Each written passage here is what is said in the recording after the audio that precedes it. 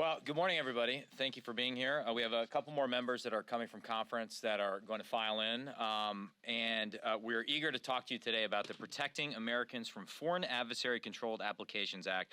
I want to give a special note of thanks to my ranking member, Congressman Christian Morthy, who has been great to work with on all of the things we've done in the Select Committee, but particularly on this issue, which is a complex issue. And we would not be here today with a bipartisan bill, and I would say a bill that has the support of multiple branches of our government, were it not for his team and himself in particular working very constructively with ours, as well as just the members of the Select Committee in general and members of the E&C Committee as well. This has been a very constructive conversation on a complicated issue. So we have now come together. We have 10 Democrats and 10 Republicans to introduce a bill that would prohibit TikTok from operating in the United States unless it severs its ties to ByteDance or any other entity controlled by the Chinese Communist Party. This is not a step that Republicans and Democrats are taking lightly. For months, we have studied this issue. We've listened to warnings from every major national security official in the Biden administration, the FBI director, most recently in front of our committee, the CIA director, the NSA director, the DNI, et cetera, and now is the time to act. And the message we've heard from them is that TikTok, under its current ownership structure, is a threat to U.S. national security. Before we open up the floor to questions and for other members to speak, I want to just quickly address Americans who might have some concern about this bill. Whether you're a mom worried about your kids on social media in general or TikTok in particular, or you are a college student who uses the app to connect with friends, or you're an aspiring influencer, I would say this: if you value your personal freedom and privacy online, if you care about Americans' national security at home, and yes, even if you want TikTok to stick around in the United States, this bill offers the only real step toward each of those goals. Let me explain why.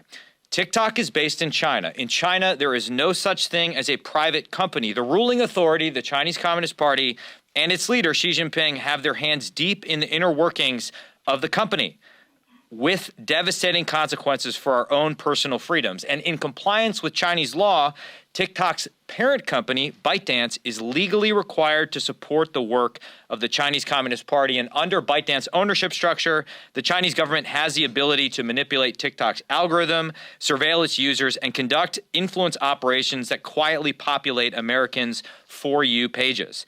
This is a problem because TikTok isn't just an app for funny dance videos. It is increasingly a news source for Americans under the age of 30.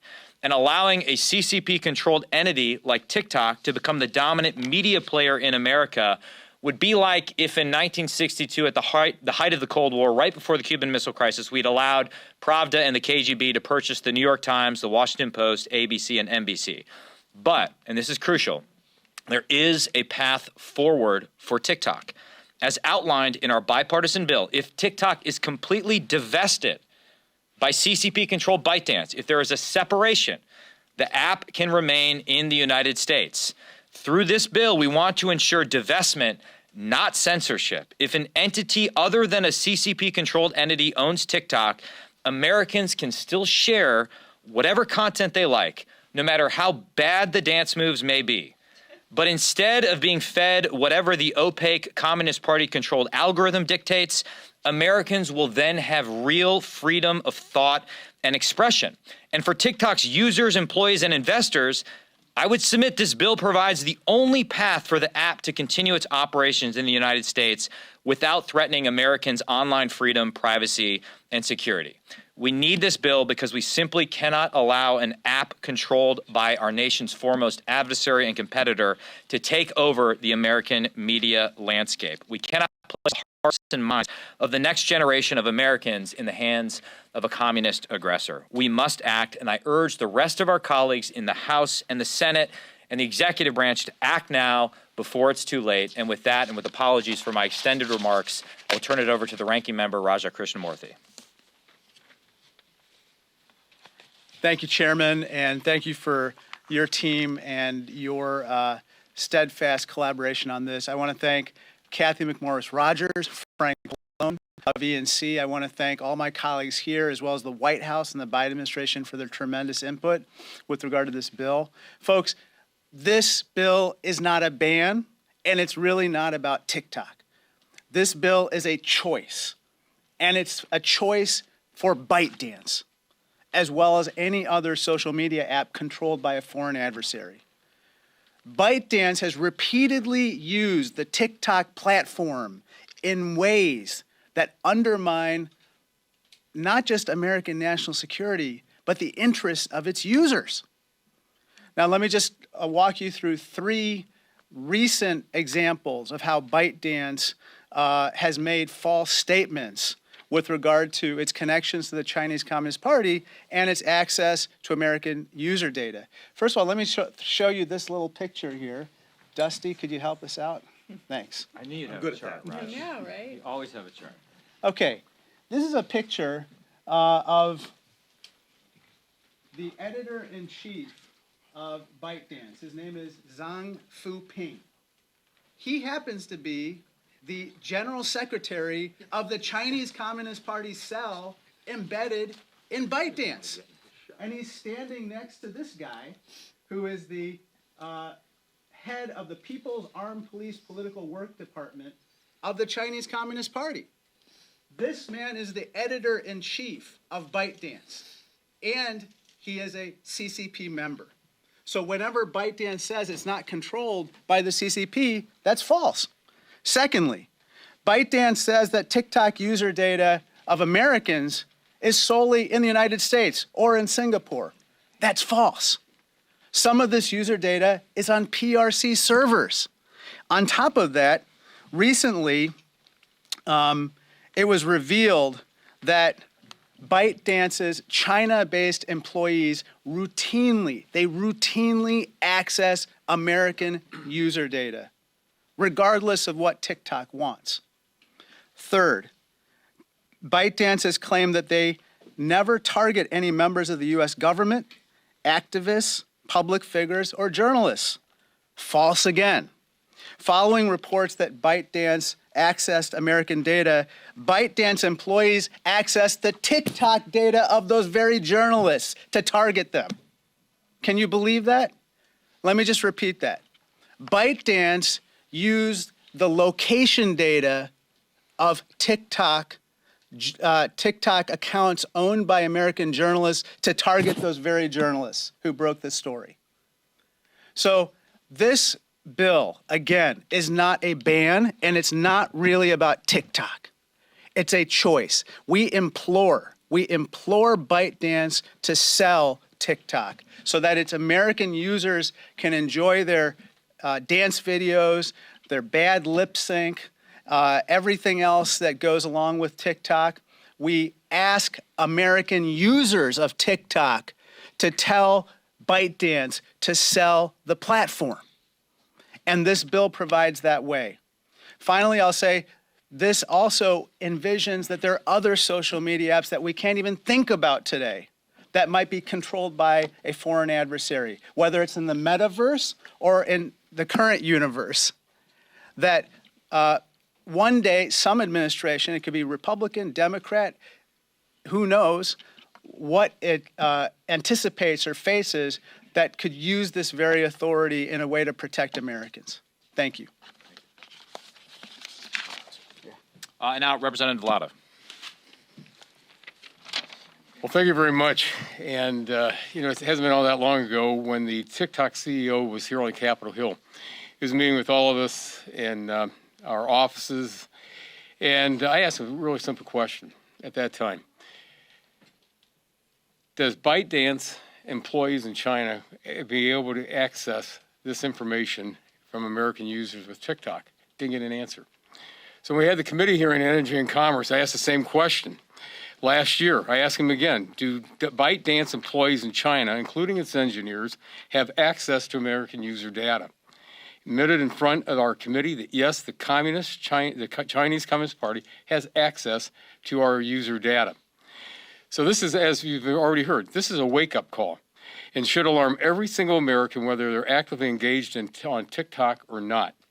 In the months since this hearing, we've been doing our due diligence to gather the information and fully understand the national security risk posed by ByteDance. And it's become clear from the classified briefings we've had, including witness testimonies, that TikTok presents a clear and present danger to our national security and to all American users on this app. And I'm proud to stand with my colleagues today, both Republicans and Democrats, and unveil our efforts to keep Americans safe from adversaries like Communist China. I'd also like to thank the chair and ranking member of the Select Committee on the CCP for their leadership on this. But let me again reiterate, this bill that we have before us and we've introduced is very simple. It incentivizes divestment of TikTok from the Chinese Communist Party, or TikTok will be prohibited here in the United States. It also establishes a narrow framework to protect the United States against future apps controlled by foreign adversaries, which is clearly spelled out in the bill, over covered companies, which is an important step to protect Americans and our national security. And I'm looking forward to bringing this bill forward in a markup on the Energy and Commerce Committee, which we're going to have on Thursday, so we can get this passed and sent to the floor for a vote before the House of Representatives. Thank you very much. Thanks. Thank you. And now the pride of New Jersey, Representative Sherrill. That's not saying a lot. Ooh, wait a second. Wow. That was an Ouch. anti-Jersey nod. That really was. Oh, sure. That was not. That was anti-New Jersey. Which Dakota are you from again? Thank you. Thank you. And how many people are there? Okay. Okay. Wow. Rough. I mean, we're trying to be bipartisan here. Really harsh. Really harsh.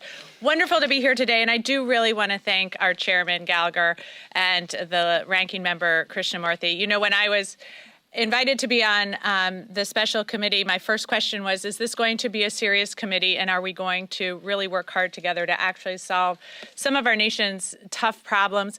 And I can tell you that I think this today is an example of just how we're all working to do that. I'm speaking to you today as a veteran, as a legislator, and as a mother of 4 school-age children. And I can tell you that when it comes to media apps like TikTok, we are failing our children and we are failing our country. It's critical that Congress take action to address the national security threat posed by TikTok. I've heard far too many times that it's too popular or it's too big to tackle. You know, I'm sick and tired of hearing that argument when we know that the right thing to do for our country is to tackle this problem, then we are going to come together and do it. Why in the hell would we allow a foreign adversary like the Chinese Communist Party, a regime actively committing genocide against its own people, a regime with views antithetical to our democratic values, to control a technology platform and key source of information that reaches half of the United States population? We know that the CCP requires all domestic companies, including ByteDance, to share data with Beijing and assist its national security services upon request under its 2017 intelligence law. That means Americans' data is always at risk of seizure by the CCP, and the content our kids view can be manipulated by CCP decree. We know that TikTok has continually censored anti-regime content, such as references to Tibet or Tiananmen Square. In New Jersey, TikTok has banned users who've spoken out about China's forced labor and horrific genocide of the Uyghur people. It's unacceptable, and that's exactly why we need to divest. All Americans deserve access to information and media platforms that are free from the influence of hostile foreign actors like the Chinese Communist Party. I hope the Energy and Commerce Committee will move quickly, and the Speaker will bring this bill up for a vote to protect our democracy, our national security, and most importantly, our children. Thank you. Thank you. Representative Roy.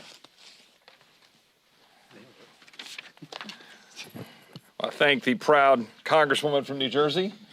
But I'm glad to be here. I want to thank all my colleagues here, particularly my good friend from Wisconsin, for his work on this. And look, you see a fairly broad cross-section ideologically across the conference, because I think everybody here and many more in both of our conferences recognize the importance of addressing this issue. And a lot of people are going to say this is anti-technology, or they're going to say that this is somehow a specifically anti TikTok piece of legislation, and as you've heard here, nothing could be further from the truth, right? This is about making sure our foreign adversaries cannot be targeting Americans, American citizens, our national security, and the well-being of our citizens. Now, importantly, I want to bring up one point that we've touched on, but that I do think matters, and I will bring it up in the context of TikTok. About a year ago, I'm a recovering college golfer, and I'd never been to Augusta National. Well, a colleague invited me to go with my son, who's 14, and we went, then 13. We went down to Augusta National. If you've never been to the Masters, what you might know is that you have to put all of these away. You're not allowed to take them onto the course. You're not allowed to take cameras. So it's like you're stepping back into 1995. There's nothing. So my son was observing, and my son is we're a no-device family. But my son was looking around, and nobody was tweeting, and nobody was, taking selfies. Nobody was sitting there, texting to each other or posting stuff. Everybody was just talking. Everybody was just engaging. And he was like, wow, this is pretty cool. Yeah. I said, yeah, it is pretty cool. And here's the thing. This is purposeful, okay? Now, it's one thing when technology does that broadly, and we've got a bigger fight on that. But it's another thing when specifically, for example, according to a report, Teens and Mental Health, How Girls Really Feel About Social Media, nearly half who use TikTok say they feel addicted to the platform or use it more than intended, at least weekly. Among girls with moderate to severe depressive symptoms, roughly 7 in 10 who use TikTok say they come across problematic suicide-related content at least monthly. Same study, when researchers posed as 13-year-old users and searched and liked mental health videos, they received potentially harmful content, including about eating disorders and self-harm from TikTok every few minutes or more. My daughter turns 13 in about 3 weeks. This is a real concern because here's the deal. China makes its teens use a teenage version with a different content. They're targeting our children, and it's purposeful. They're targeting their children with different content. Why would that be? We're just simply here saying we should have technology like this not being controlled by the CCP or our adversaries. It is that simple. I'm proud to be a part of it. I'm unapologetically a part of it, and we're just getting started. I yield back. Thank you. And to your point, any bill that could bring together a conservative like me and a moderate like Chip Roy has got to be a good bill. From your lips, guys, here, brother. Congresswoman Kemick. Yeah. What, no quips? No nothing? Yeah, it's a true Florida woman. Yeah. That's right. Go Gators, baby.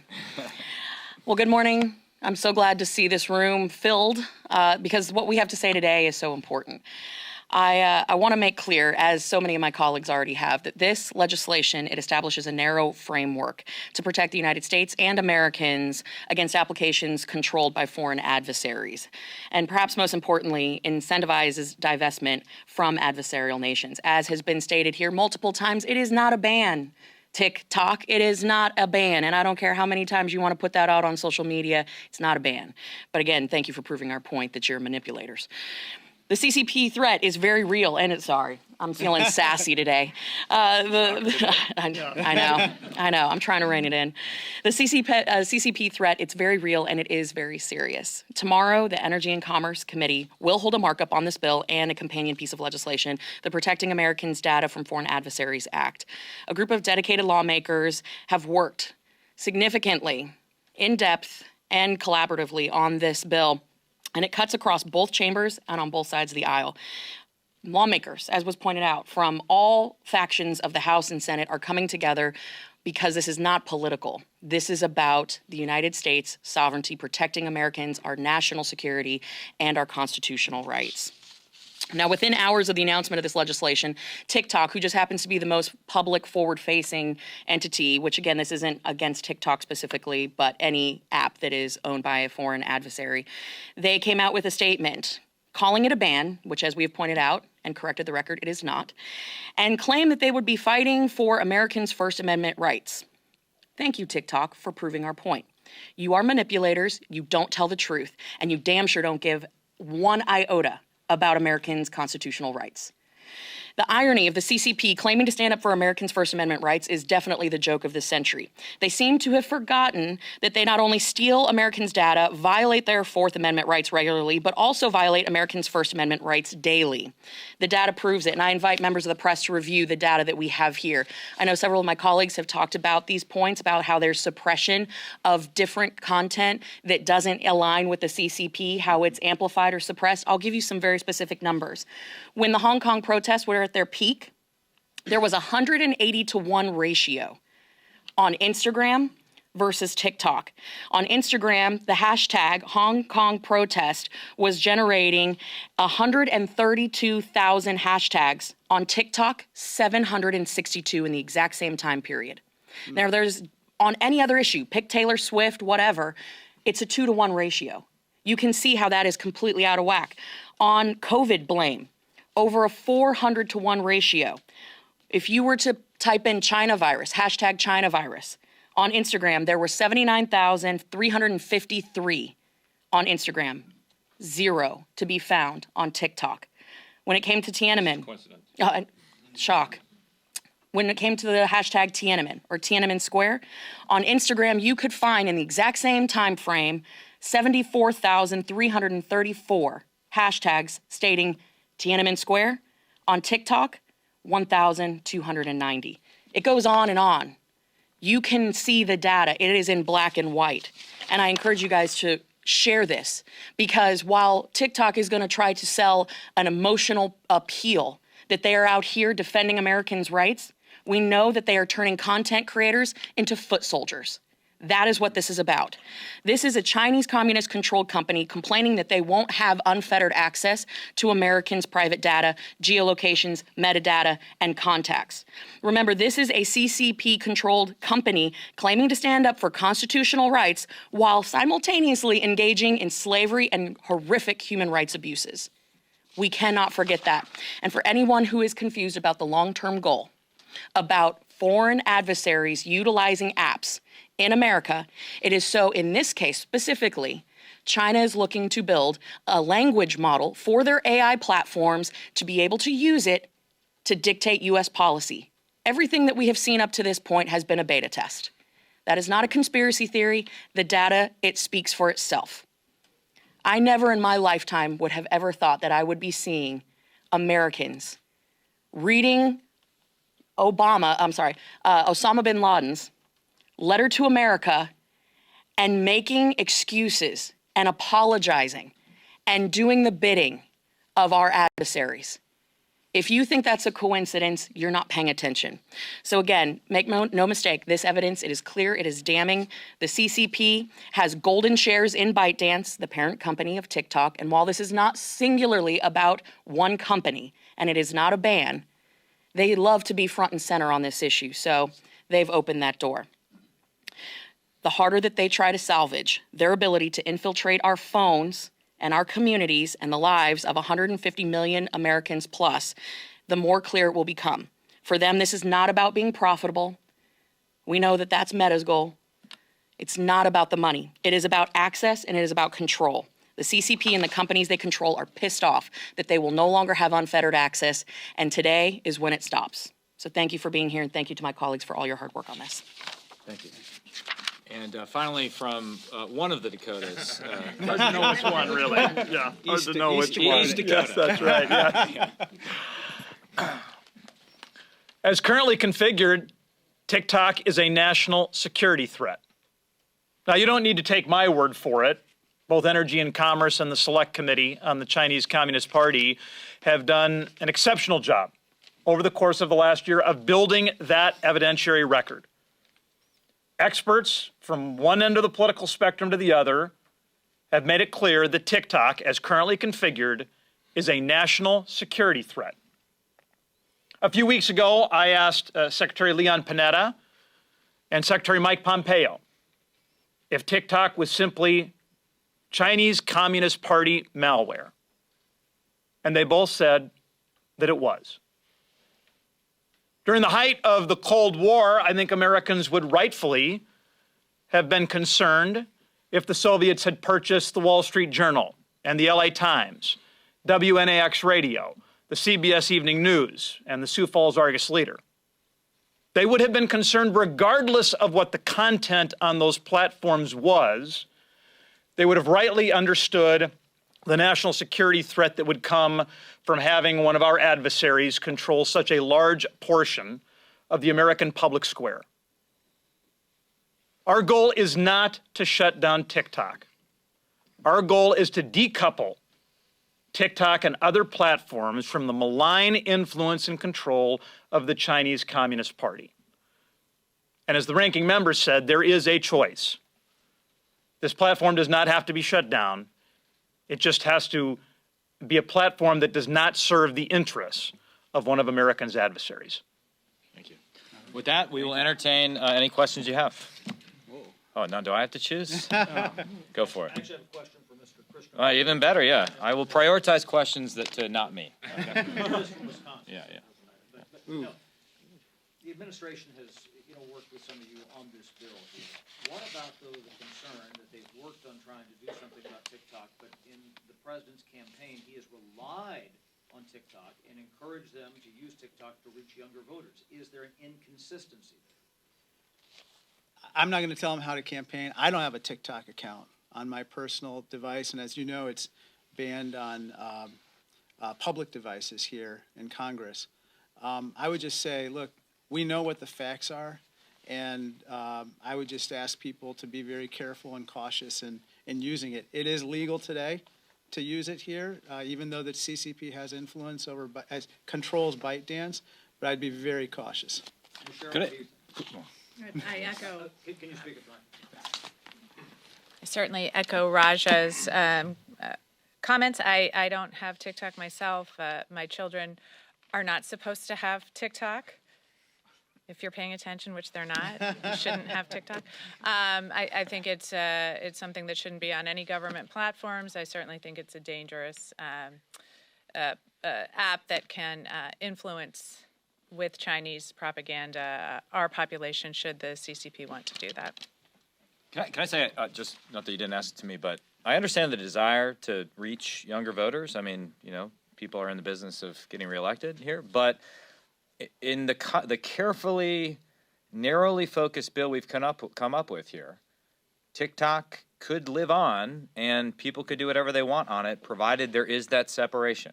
Again, it is not a ban. Think of this as a surgery designed to remove the tumor and thereby save the patient in the process. Okay? Yes, ma'am. Timing. Assuming this bill is on a fast track to passage, which again is an uncertainty, it's an election year. How much time does ByteDance have to spin off TikTok? Is it like once the ink is dry on the bill? 165 days, so roughly 6 months. Yeah. So and do you want to quickly say something, Richie, or do we want to? Richie, you want to say something? Yeah, please, yeah. It's got to be good. And then we'll get to as many questions as possible. Yeah. Make sure you don't repeat anything. Oh, as the youngest speaker here, I'm kidding. Well, first, it's an honor to be here. I'm not part of the TikTok generation, but I share the concern that TikTok has become a prohibitive national security risk that we can no longer afford to ignore. The Chinese Communist Party has no First Amendment right to control TikTok any more than the Soviet Union had a First Amendment right to control ABC and NBC and CBS during the Cold War. As many of you know, TikTok is not merely a social media platform. It is the leading news source for the next generation. And the fact that we're putting the leading news source for the most impressionable minds in our society in the hands of our leading foreign adversary is an act of self-sabotage. It's an act of suicide. And as a New Yorker who lived through 9/11, I never thought in my wildest nightmares that I would see Osama bin Laden's letter to America trending on TikTok. So if that is not enough of a provocation to effectuate a forced sale of TikTok, I'm not sure what would be. So I'm honored to support this bill. And when Richie and Kat are singing from the same sheet of music. I know, that says that. There's been no clear voice in Congress that I've come across in terms of combating the anti-Semitism we've seen recently. So thank you, Congressman Torres. I don't like choosing between people, but go. Yeah. Great. I'll help you choose. So Senator Warner, obviously. I just don't know if there's like an unofficial rank structure here or like who's in charge. I'm an introvert. How many followers do you have? Yeah. Not on TikTok. Senator Warner says that he has some concern concerns about the constitutionality of an Yeah. approach that names specific companies. I just wanted to get your response to that, as well as kind of get an understanding of why there are companies named in this legislation, and do you think that's going to have constitutional issues? We've worked very hard, and I would invite our constitutional lawyers to comment to ensure that there's no issue with the bill of attainder. We've actually learned from the Senate experience on this, and while we do call out CCP-controlled company ByteDance, the bill is obviously about more.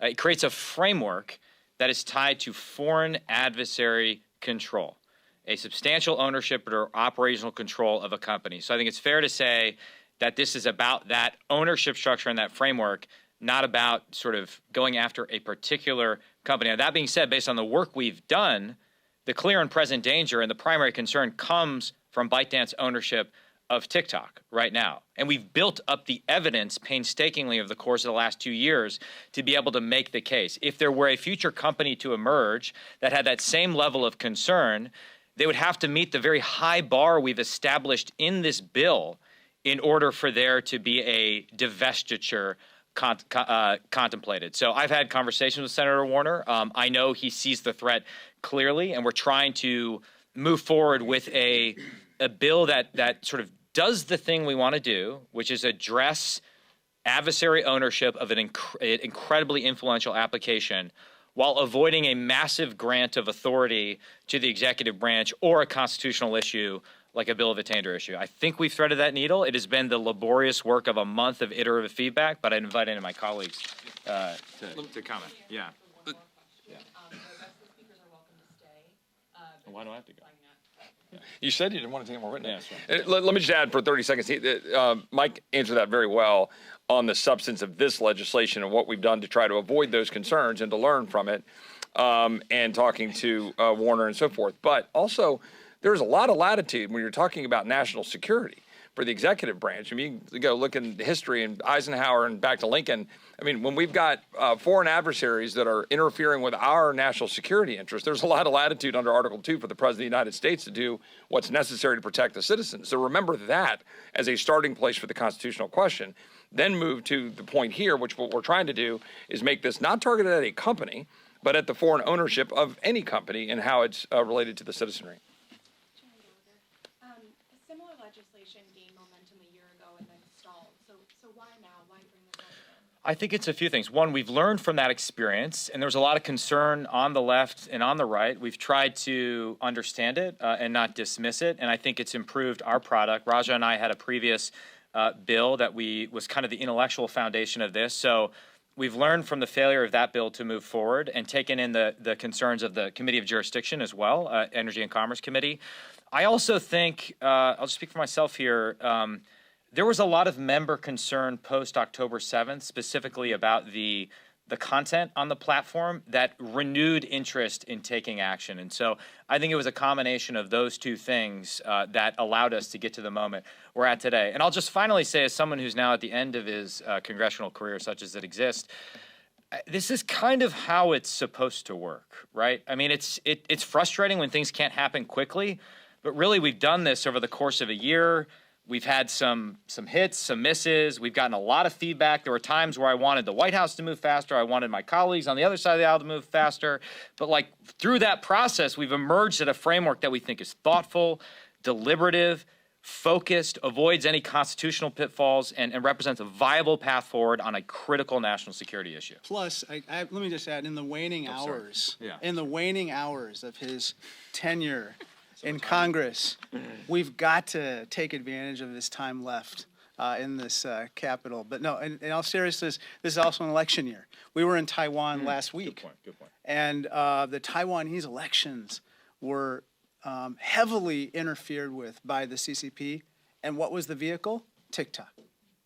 And all parties complained about this to us, all the different leadership. And so this is the year when I think half of the world's population is going to participate in an election. So we should not